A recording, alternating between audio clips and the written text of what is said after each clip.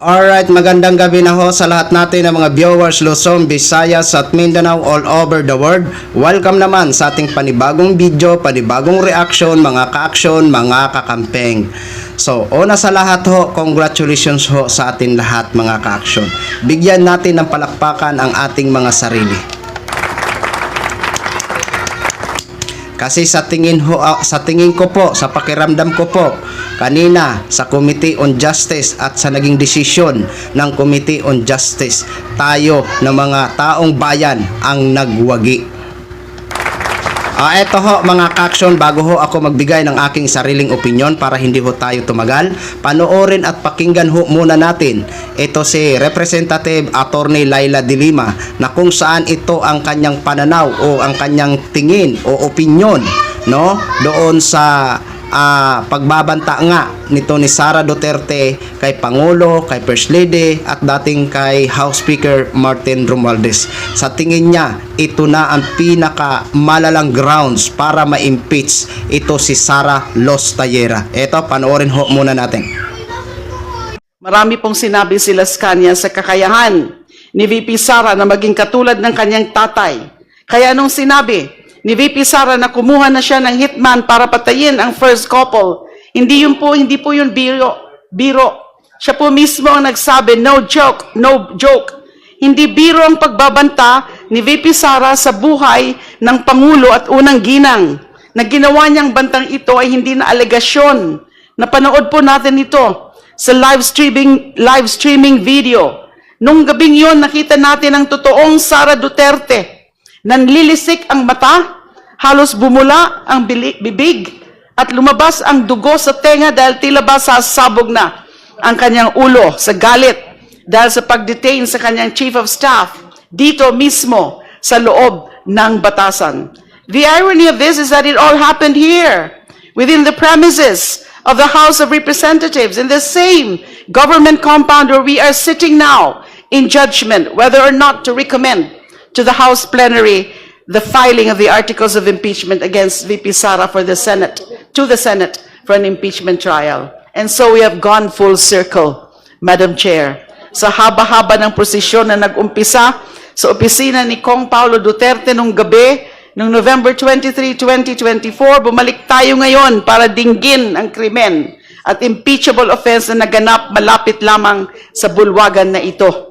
Ang seryosong pagbabanta sa buhay ng Pangulo, unang ginang, dating speaker ng kanyang pangalawang Pangulo. Hindi bale sana kung walang gulugod sa likod ng banta. Pero katulad po ng aking sinabi, may kakayahan si VP Sara at ang pamilya Duterte na isa katuparan ng kanilang mga bantang pagpatay sa Pangulo. Sa katunayan, ilang beses na nilang hinahilintulad ang Pangulo sa libo-libong drug addict na pinapatay ng kanilang tatay. Sa tingin ko po, sa akin po, ito ang pinakamalalang ground for impeachment. Dahil pinakita nito ang kawalan ng tamang pag-iisip ni VP Sara. Again, I'm not a psychologist or psychiatrist, but that's what I can see from the character and personality of VP Sara. Hindi lamang pagbabanta sa buhay ng Pangulo ang ating nasaksihan noong gabing yon mula sa Room 304 ng South Wing Annex, kung hindi ang lagim na kinakaharap ng ating bayan sa ilalim ng isa na namang Duterte. Yan ho ang naging pananaw o naging opinion ni Attorney Laila de Lima dito sa pagbabanta ni Sara Duterte. Kung titingnan mo ho kanina mga ka-action, no? Ginplay nga ho ang video ni Sara Duterte na kung saan yun yung mga sinasabi niya. Ano naman talagang nanlilisik ang mata.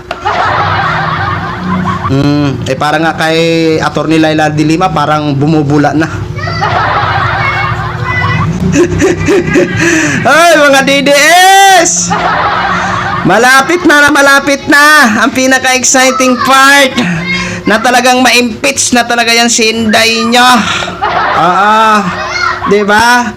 So kanina nga mga ka-action, mga kakamping, nakatutok ho talaga ako sa hearing. Na kung saan nga ito nga ang talagang pinaka-subject yung paglilinaw nga, no? Kaya nga clarificatory hearing.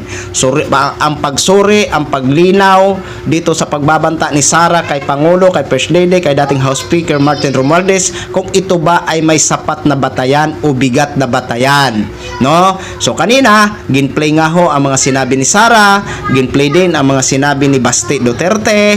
Oo, 'di ba? At ang pinaka masaya ho mga ka-action, mga kakamping sa ending kasi anonymous decision ang naging decision ng committee, ng lahat ng member ng Committee on Justice. Oo. Yung dalawang impeachment naging file labang kay Sara talagang nakakuha ho ng anonymous decision. 53-53. Oh, di ba? Kaya sabi ko nga sa inyo, tayo ang nagwagi sa round kanina, mga ka-action.